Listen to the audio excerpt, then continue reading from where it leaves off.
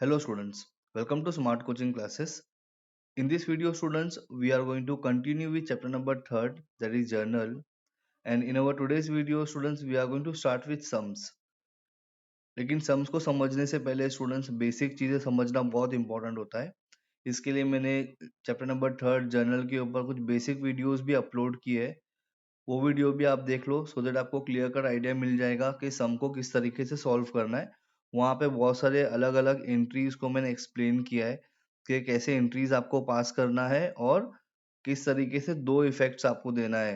Alright, सो वो video बहुत important है, वो वीडियो भी आप देख लो. मैं चाहिए तो उसके चैनल का जो प्ले लिस्ट है वहाँ पे भी आपको मिल जाएगा, प्लस मैं उसका लिंक भी शेयर कर लूंगा आपके साथ में. ऑलराइट, चलो स्टार्ट करते हैं आज का सम. हम लोग सम नंबर 1. ऑलराइट, दिया हुआ है आपको क्वेश्चन दिया हुआ है, journalise the following transactions in the books of Anand general merchants. यहाँ पे आपको ईयर दिया हुआ है 2019, मंथ दिया हुआ है अप्रैल और अप्रैल की डेट्स दिया हुआ है. राइट, सो सबसे पहला ट्रांजैक्शन आप देखोगे, दिया है mister Anand started business with cash ₹60,000.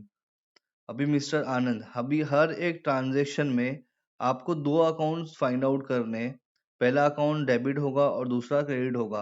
तो कौन सा डेबिट होगा और क्यों होगा वो डेबिट, और कौन सा क्रेडिट होगा और वो क्यों होगा क्रेडिट, ये आपको मालूम पड़ना चाहिए. उसके लिए आपको गोल्डन रूल्स पता होना चाहिए. Real, personal, nominal. रियल का रूल होता है debit what comes in, credit what goes out. Personal का रूल होता है debit the receiver, credit the giver. और नॉमिनल का रूल होता है debit all expenses and losses, credit all incomes and gains. अगर आपको प्रॉपर तरीके से जनरल एंट्रीज को समझना है तो ये तीनों रूल्स मैंने अभी आपको बताया, ये आप लिख कर आपके सामने रखो सो दैट आपको एंट्रीज पास करने में बहुत आसानी हो जाएगी. क्वेश्चन भी आपके सामने रखिए. ऑलराइट, चलो पहले हम लोग डिस्कस करते हैं. आज का हमारा फर्स्ट वीडियो है, इसके लिए हम लोग थोड़ा सा डिटेल में डिस्कस करेंगे. क्वेश्चन नंबर 2 जो है उसमें भी डिटेल में हम लोग करेंगे, उसके बाद में फिर हम स्पीड में सारे सम्स को कंप्लीट करने वाले हैं. तो आज का जो वीडियो है बहुत इंपॉर्टेंट है बिकॉज इसमें हम लोग बहुत ही इंपॉर्टेंट चीजों को डिस्कस करने वाले हैं. ऑलराइट, 1 अप्रैल को आपको एंट्री दिया है, mister Anand started business with cash ₹60,000. तो हमेशा एक चीज याद रखो कि बिजनेस और बिजनेसमैन ये दो अलग आइडेंटिटी है. जो बिजनेस होता है वो एक आर्टिफिशियल लीगल पर्सन है और जो बिजनेसमैन है वो एक नेचुरल पर्सन है. तो मिस्टर आनंद जो है ये एक इंसान है. ये मिस्टर आनंद बिजनेस में पैसा इन्वेस्ट कर रहा है और हमको पता है कि whenever any businessman start their business and the amount which is invested by the businessman in the business, that amount, that money is called as capital. वो पैसा जो हम बिजनेस में लगाते हैं उसको हम कैपिटल बोलते हैं. तो मिस्टर आनंद जो पैसा बिजनेस में लगा रहा है वो कैपिटल होगा. राइट, और वो बिजनेस को पैसा दे रहा है कैश के फॉर्म में. अब आपको ये देखना है कि मिस्टर आनंद एक इंसान है, मतलब पर्सनल अकाउंट का रूल अप्लाई होगा, और कैश जो है वो रियल होता है, रियल का रूल अप्लाई होगा. कैश असेट्स होता है, इसके लिए वो रियल का रूल अप्लाई होगा. अभी मिस्टर आनंद कौन है, इसका personal. Right, debit the receiver, credit the giver. तो मिस्टर आनंद यहाँ पे गिवर ऑफ कैपिटल है. राइट, मिस्टर आनंद क्या कर रहा है, कैपिटल इन्वेस्ट कर रहा है बिजनेस में. तो मिस्टर आनंद की साइड लिखोगे आप, क्रेडिट साइड में लिखोगे. तो एक साइड आपको मिल गया क्रेडिट साइड, पर आप नाम नहीं लिखोगे मिस्टर आनंद का, आप लिखोगे कैपिटल. ओके, तो क्रेडिट साइड में लिखोगे कैपिटल, क्लियर हो गया. अब जो कैश होता है ये क्या होता है, रियल.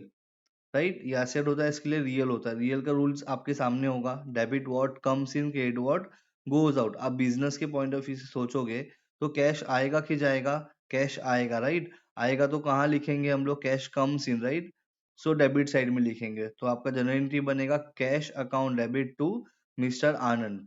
ओके, तो ये एक एग्जांपल मैंने आपको दिया है कि किस तरीके से आपको दो अकाउंट्स को फाइंड आउट करना है, कौन सा अकाउंट डेबिट साइड में होगा और कौन सा क्रेडिट साइड में होगा, ये आपको बाइफिकेट करना है. क्लियर, चलो पहले हम लोग ये काम करते हैं.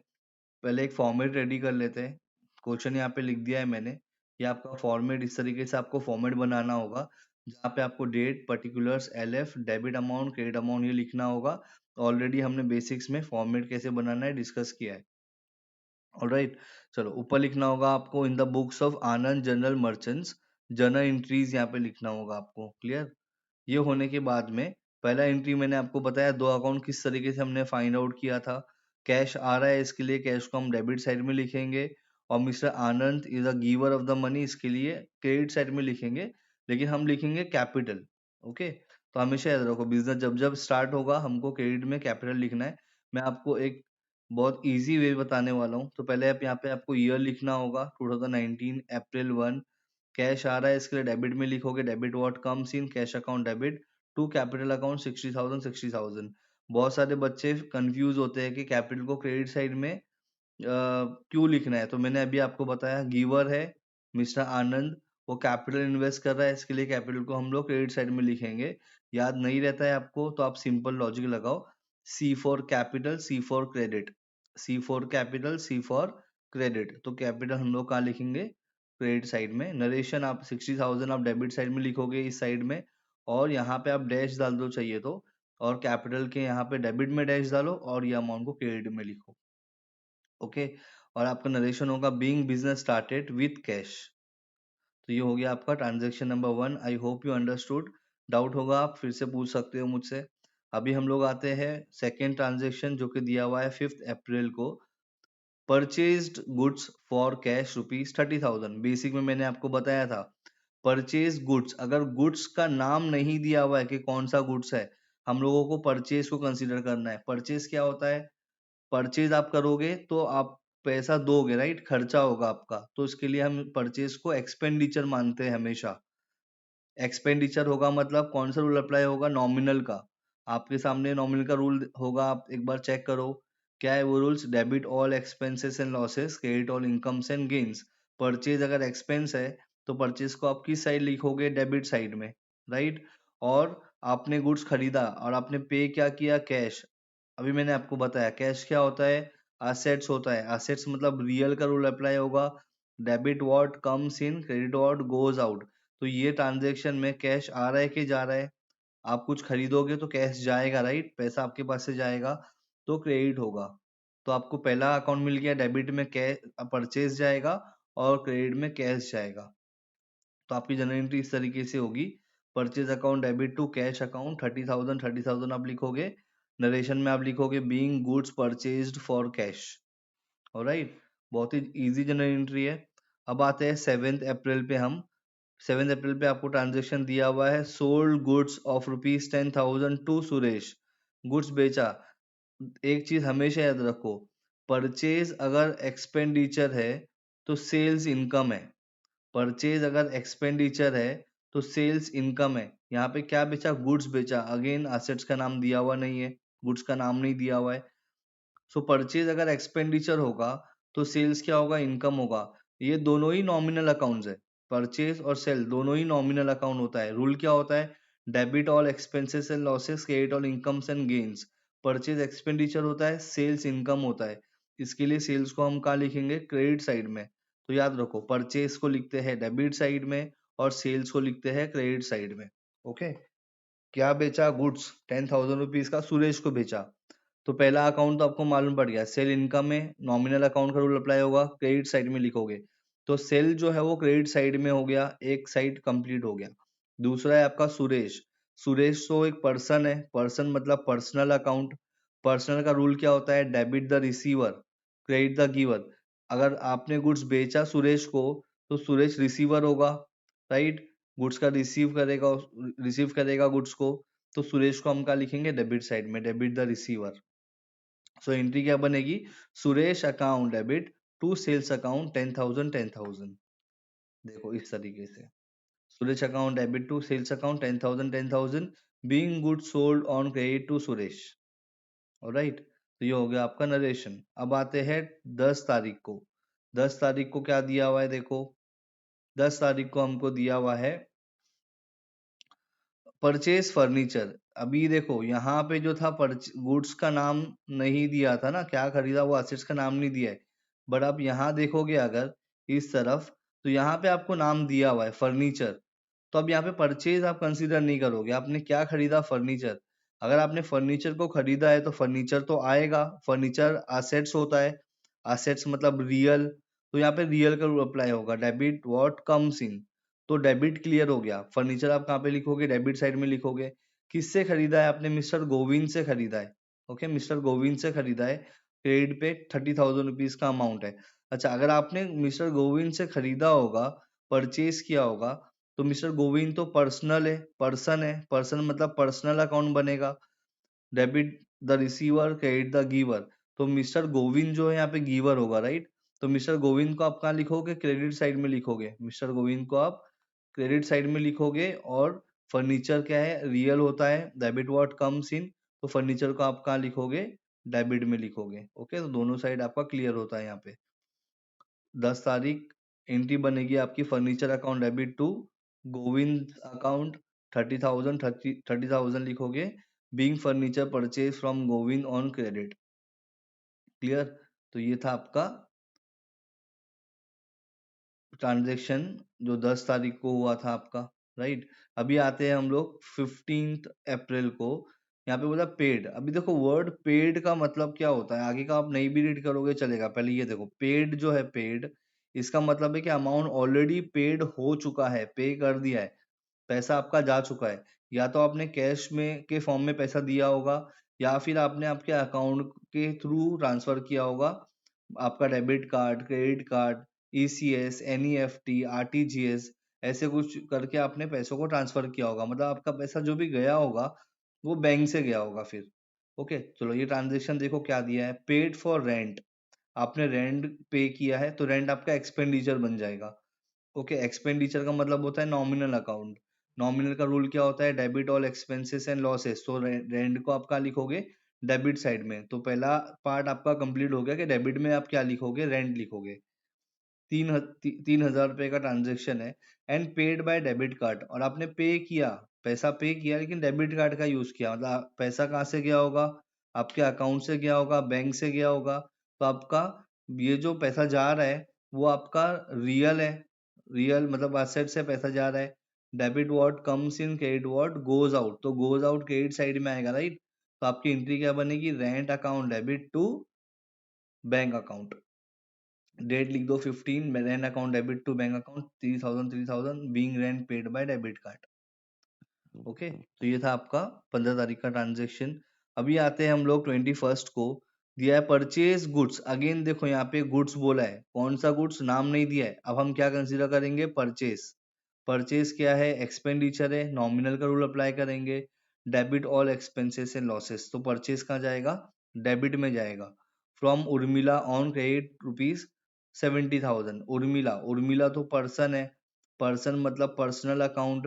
Debit the receiver, credit the giver. तो अगर आपने परचेज किया तो उर्मिला ने रिसीव किया होगा कि गिवर होगी? बट ऑब्वियस गिवर होगी, right? So debit the receiver, credit the giver. तो उर्मिला जाए, उर्मिला को आप लिखोगे क्रेडिट साइड में, परचेज को लिखोगे डेबिट साइड में। तो दोनों चीज आपको मिल गई। इस तरीके से जनरल एंट्री आप पास करोगे।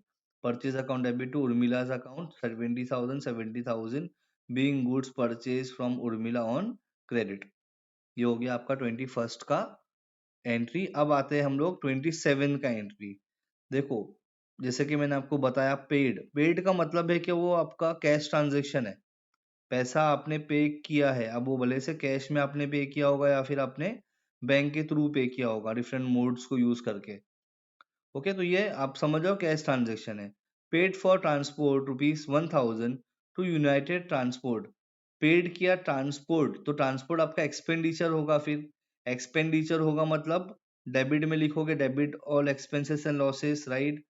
सो या ट्रांसपोर्ट जो है, ट्रांसपोर्ट चार्जेस आप लिख सकते हो, वो हो जाएगा आपका डेबिट। पेड किया मतलब पैसा गया, कौन से फॉर्म में पैसा गया वो तो आपको दिया हुआ नहीं है, राइट? सो आपने कैश में पे किया होगा। तो दो चीज मिल गया, debit what comes in, credit what goes out. तो कैश जा रहा है तो क्रेडिट में लिखोगे, ट्रांसपोर्टेशन चार्जेस के फॉर्म में पे किया है, इसके लिए ट्रांसपोर्ट को कहाँ लिखोगे आप? डेबिट में लिखोगे। डेबिट क्रेडिट देखो एंट्री इस तरीके से बनेगी।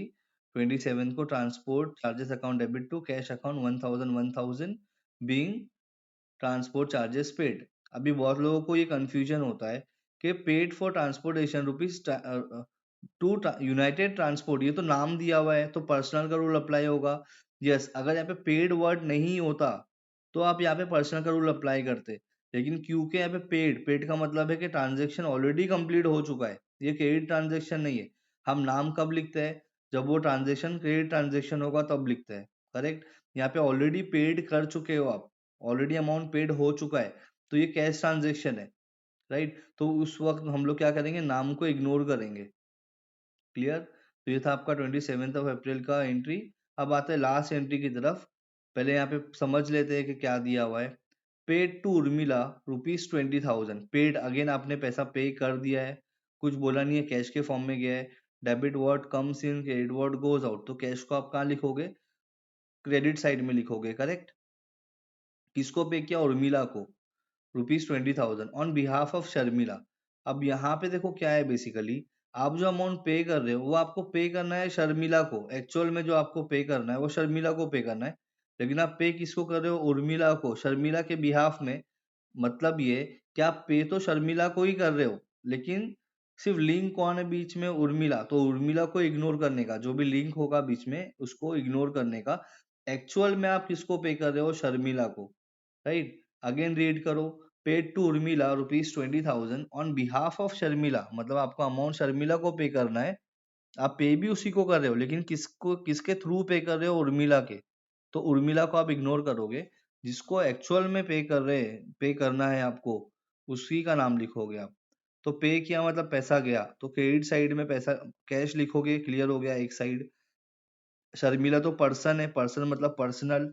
Debit the receiver, credit the giver, okay, sorry, हाँ, डेबिट द रिसीवर, राइट। तो शर्मिला क्या है, अभी रिसीवर है ना, पैसा मिल रहा है उसको।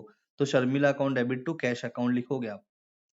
देखो यहाँ पे ये है आपका entry, Sharmila's account debit to cash account 20,000 being amount paid to Urmila on behalf of Sharmila. Clear. तो ये था आपका पूरी जनरल एंट्रीज इन। अभी आप डेबिट का पूरा अमाउंट टोटल कर लोगे, 60,000, 30,000, 10,000, 30,000, 3,000, 70,000, 1,000, फिर 20,000 को प्लस करोगे, अमाउंट को यहाँ पे आपको लिखना है टोटल में 2,24,000। ये साइड भी सेम है, इसके लिए 2,24,000। हमेशा दोनों साइड आपका सेम आना चाहिए। ऑलराइट। तो ये था आपका सम नंबर 1। ऑलराइट, तो आई होप यू अंडरस्टूड। आपको अगर इसका स्क्रीनशॉट लेना है तो आप स्क्रीनशॉट ले लो। Clear. So I hope you understood. कुछ भी डाउट होगा आप पूछ सकते हो। Thank you students.